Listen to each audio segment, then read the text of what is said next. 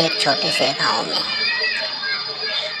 किसान मंगू नामक रहा करता था, जिसकी एक बेटी थी जो कि बहुत ही गरीब थे। किसान हर समय यही सोचा करता था, ऐसा क्या करूं जिस परिश्रम से मेरे घर की आमदनी बढ़कर ज़्यादा हो जाए। बाबा हर समय एक ही बात सोचा करते हो, ठीक है मैं पानी लेके आती हूँ, आप बैठो जब तक। ठीक है बेटी सुनीता, तुम पानी लेकर आ जाओ, मैं जब तक जंगल से लकड़ी ले आता हूँ, शाम को ईंधन में काम आएगी जलाने के लिए।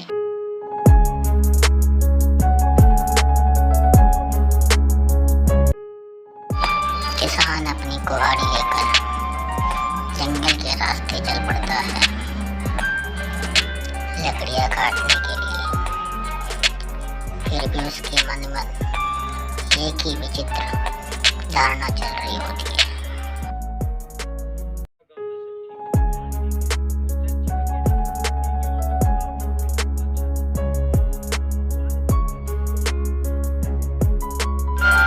किसान लकड़ी लेकर अपने घर चला जाता है। बाबा मेरे कहने से एक बार आप सेठ जी से मिलो जाकर, वह हमारी कोई ना कोई मदद जरूर करेंगे। ठीक है बेटी सुनीता, मैं कल सुबह ही सेठ जी के पास जाता हूँ, उनसे शायद कोई समाधान मिल जाए, इससे कमाई का स्रोत बढ़ जाए।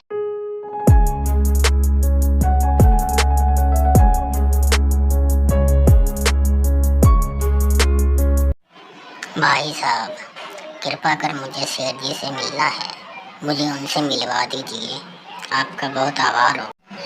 ठीक है रुको, मैं एक बार सेठ जी से पता कर कर आता हूँ। सेठ जी गांव में से एक मंगू नामक किसान आया है जो आपसे मिलना चाहता है, वह बहुत दुखी भी दिखाई दे। ठीक है जाओ उसे लेकर आ जाओ यहाँ पर मेरे पास ही। बोलो भाई किस लिए आए हो मंगू, क्या काम है? सेठ जी राम राम, मैं आपके पास बहुत ही मजबूरी में आया हूँ।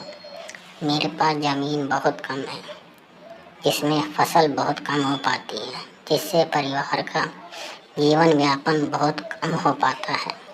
कृपा कर मेरी मदद करे कोई। ज़मीन तो मैं तुम्हें दे देता हूँ भाई मंगू, पर जो भी फसल होगी उसमें से एक हिस्सा मेरा होगा और 3 हिस्से तुम्हारे होंगे, और फसल का जो भी खर्चा होगा वो खर्चा तुम्हारा ही होगा। अगर तुम इस बात को स्वीकार करते हो तो बोलो। जी सेठ जी, आपकी बहुत कृपा होगी, मैं इस बात को स्वीकार करता हूँ। जो भी खर्चा आएगा वो मैं ही लगाऊंगा और आपको हर फसल पर एक हिस्सा देता रहूँगा। किसान सेठ की ये बात सुनकर मन ही मन प्रसन्न होकर अपने घर पहुँचता है। बेटी सुनीता, आज तो सेठ जी ने बहुत बड़ा बोझ उतार दिया मेरे ऊपर से। अब उन्होंने मुझे ज़मीन दे दी है, उसमें 3 हिस्से मेरे होंगे फसल के और एक हिस्सा सेठ जी का होगा।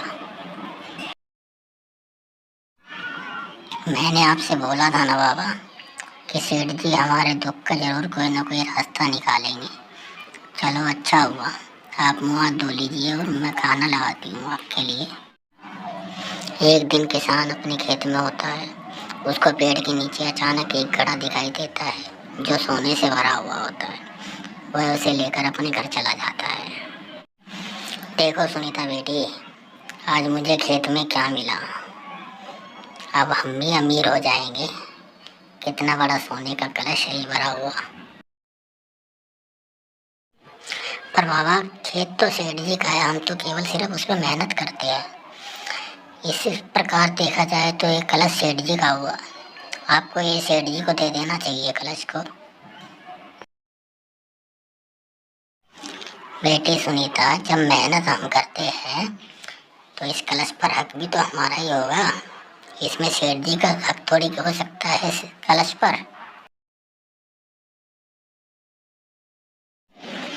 पर बाबा, अगर सेठ जी हमें खेत ना देते तो ये कलश हमारे पास थोड़ा ही सेठ जी के पास होता, इसलिए इस पर हक सिर्फ सेठ जी का है। और आप मेरी मानो तो ये कलश सेठ जी को ही दे दो। ठीक है बेटी सुनीता, अगर तुम चाहती हो कि ये कलश सेठ जी को दे दूं तो मैं सेठ जी को ही दे देता हूँ और आज ही देकर आता हूँ। सेठ जी, आज जब मैं खेत में गया तो मैंने एक पेड़ के नीचे इस कलश को दबा हुए देखा और मैंने खोद के निकाला तो देखा ये कलश सोने से भरा हुआ था। इस कलश पर आप ही का हक है, इसलिए मैं ये कलश आपके पास लेकर आया। मंगू, ये तो बहुत बढ़िया करा तुमने कि तुम्हारी ईमानदारी ऐसे दिखाई दे रही है। लेकर आए हो इस कलश को यहाँ मेरे पास। यदि तुम चाहते तो तुम इसे अपने पास भी रख सकते थे, लेकिन तुमने ऐसा नहीं करा। पर फिर भी ना जाने क्यों मुझे ऐसा लग रहा है जैसे तुम मुझसे कुछ छुपा रहे हो, पूरी बात मुझे नहीं बता रहे हो। मैं नहीं सेठ जी, ऐसी तो कोई बात नहीं है।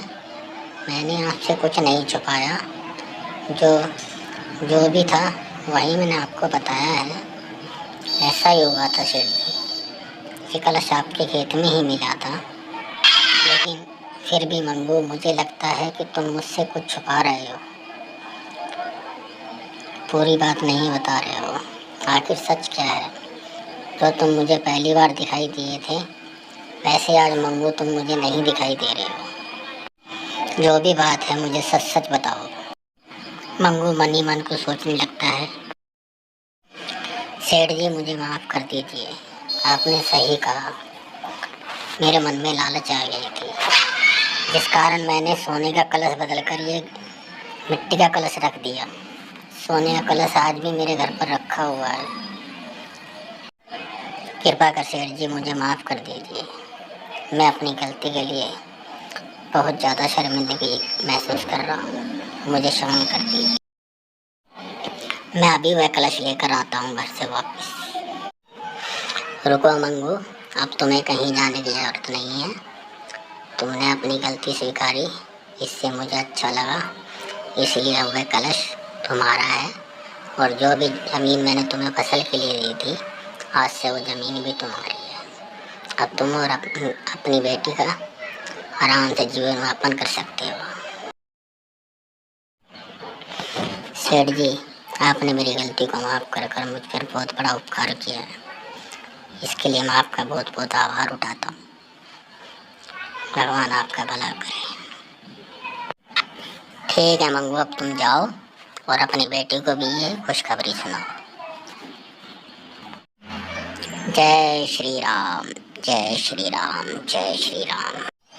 आने वाले 22 जनवरी को प्रभु श्री राम के अयोध्या में पधारने के उत्सव में सभी सनातनी बहन भाई अपने घरों में दिए जलाकर भगवान श्री राम प्रभु का स्वागत करें।